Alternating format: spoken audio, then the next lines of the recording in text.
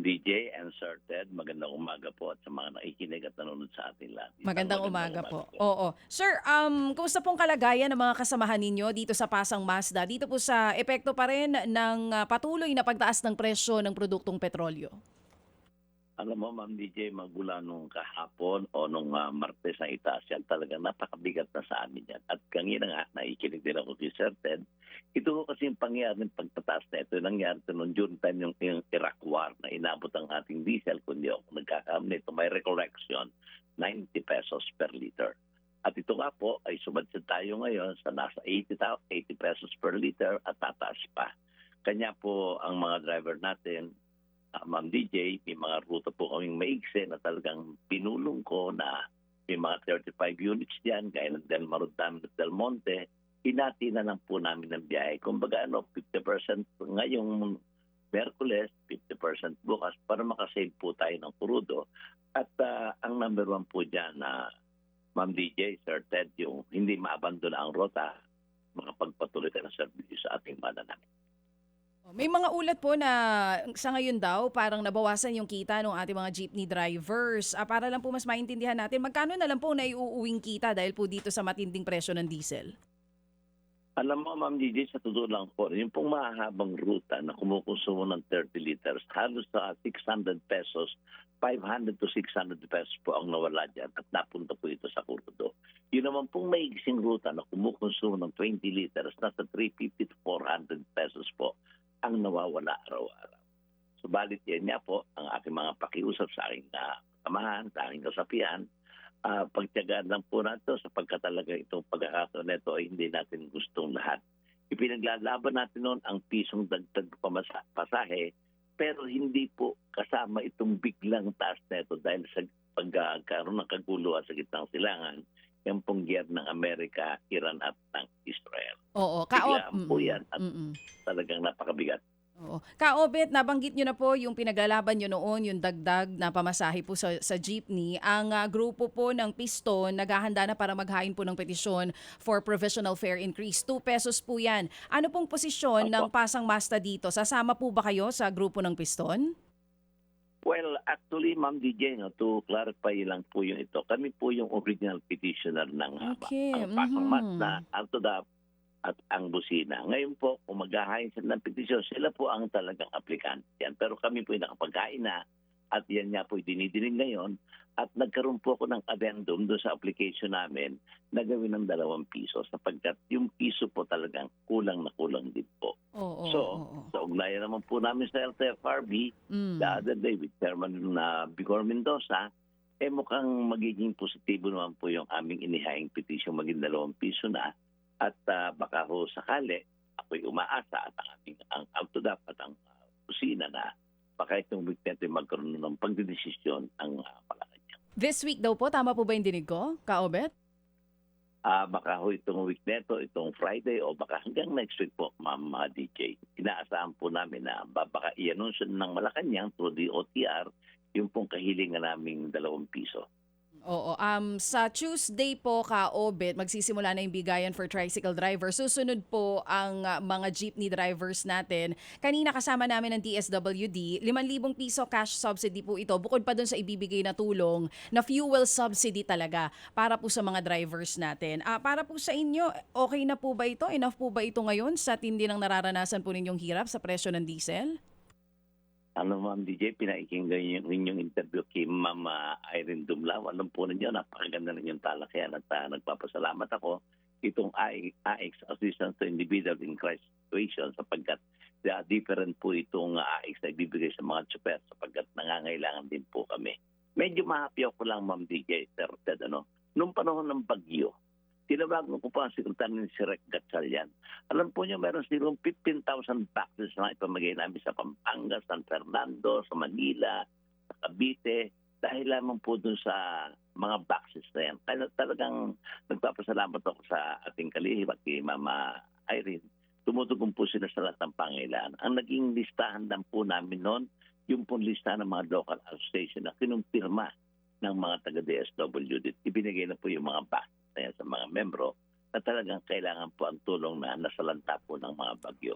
Ito naman pong 5,000 na ito ay napakalaking tulong na rin po sa amin, Ma'am DJ, Sir Ted. Sapagkat aside from this AIX o assistance, meron pa rin po tayong fuel subsidy na makukuha na magagamit din pa po ng ating mga jeepney drivers. Yan po ay malaking tulong sa amin sapagkat talagang may crisis po tayo ngayon sa hanay ng transportasyon dahil sa pagtaas po ng mga petroleum product. Opo, at alam niyo ho, talagang kumbaga napapanahon yan kasi si jeepney driver may pinag-aaral na anak. Mahina ang kita mo, paano yung pambaon ng bata? Pwede ka nang kumuha doon sa AIX, di po ba, no? Ha? Tama po, sir. Yun, pamalengke po ni Mrs. Yun, at piyesa kasi ito fuel lang. So kung kailangan mo ng piyesa, may pambili ka ng piyesa sa iyong hanap buhay. Napakaganda rin po naman in fairness nitong cash assistance. Pero ang akin lang ka-obet, kung mamarapatin po ninyo, ito po ay pera, hindi ni Rex Gatchalian, ha? Opo. Yan po ay box ng goods na hindi si Rex Gatchalian po ang nag-aabono diyan, ha? Opo, hindi rin po si Asek Dumlaw po ang may gasta diyan, ha? Opo, ang ating appreciation po dito, lalo na po sa middle class na nag-aambag-ambagan para sa perang ito. Hindi ito pera ng mga Gatchalian. Gusto ko lang po liwanagin yun. Tama po yan. Ayun, Tama po. Para ho tayo klaro. Ika nga, kwentas klaras. O sige, so ang balita po, talaga bang aabot ng 2 piso? Ito na po ito'y dagdag sa minimum. Wala na po kayong dagdag na single per kilometer. Yan po, Sir Ted, ay napag-usapan namin sapagkat alam po yung sa crisis ngayon, kami naman po may mga damdamin na naunawaan din natin ang ating mga mananakay. Kanya yung pong succeeding 4 kilometers after 4, hindi na po namin tinaksyan. At yun na lang po, samantala sapagkat yun nga pong nawawalang taas presyo, halos even lang po doon sa itataas na. Kung sakali ipagkaloob po sa amin ng 2 piso, Sir Ted, halos even lang po, nag-break even lang po sa taas ng presyo ng petrolyo. Ayun, opo. At ano nga po, sir, ang ano nga ngayon, ang kumbaga, hindi ho din patas, yung mga barko, nag-umento na kaagad, karaka-raka, di ba? Habang, ang mga panlupa po na transportasyon, kasi nga kayo ay regulated talaga, hindi ho pwede agad-agad mag-umento. So, sige po, so ka-obet, ako po ay nagagalak. Ano po? Sir Ted, makapagdagdag lang po ako. Kasi kanina pa kita pinahiging kayo ng Ma'am DJ, napakaganda po nung nabanggit nyo. Itong oil deregulation na ito, 2 dekada na yan.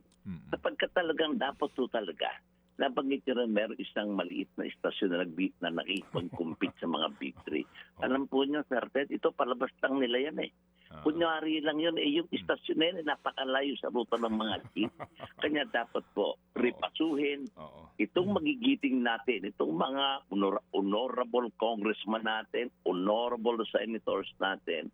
Hindi po puro yung flood control na yan, puro kung ano-ano. At ikasuhin po itong oil deregulation no? Sapagkat any given time, Sir Ted, Ma'am DJ, itinataas nila ang presyo na walang control. At ang DOE naman, sorry po, parang nagiging tagapagsalita pa at binibigyan pa ng magandang katwiran dahil to sa giyera na sa ganon, giyera sa Iran, Amerika, kanya tumataas. Paano po yung mga buffer stock?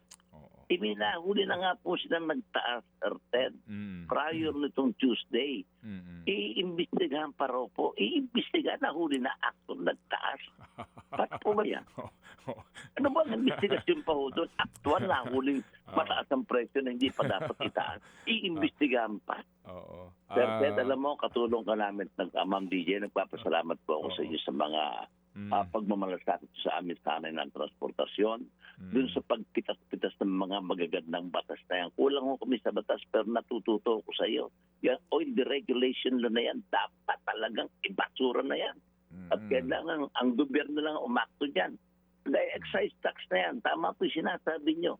Binigyan ng kapangyarihan ng Pangulo. Kailan linggo pa bago ipatupad yan? Kailangan na po natin.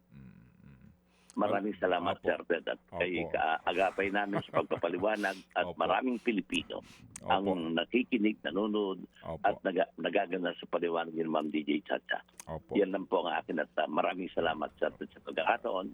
At ako po, sa pamagitan ng istasyon, kung maitas man po ang pamasahe, Sir Ted, nakikiusap ako sa ating mga commuters na maunawaan po sa ninyo ang sitwasyon ng mga driver, wala po kaming pagkukunan kundi ang pagmamaneho. Hindi po kami mga proponent na bilyon-trilyon ang mga ninanakaw. 2 piso lang po ang aming pinag-usap. Maraming salamat, sir. At Apo. magandang umaga po. Ka-Obet, isa pong karangalan na aming malaman na kayo po nakikinig po sa aming programa. Enforcement! Araw-araw po. Enforcement lang po. Oo. Ka-Obet, kung hindi naman labis-labis, pasabihan na lang po ang mga taga-Pasang Masdang makinig sa True FM. Ano ba yan? Ang inyo po mga kasama. Oo. Opo. Salamat po. Salamat ka-Obet ha. Mabuhay po inyong hanay at kami po'y kaisa ng mga uring manggagawa sa transportasyon.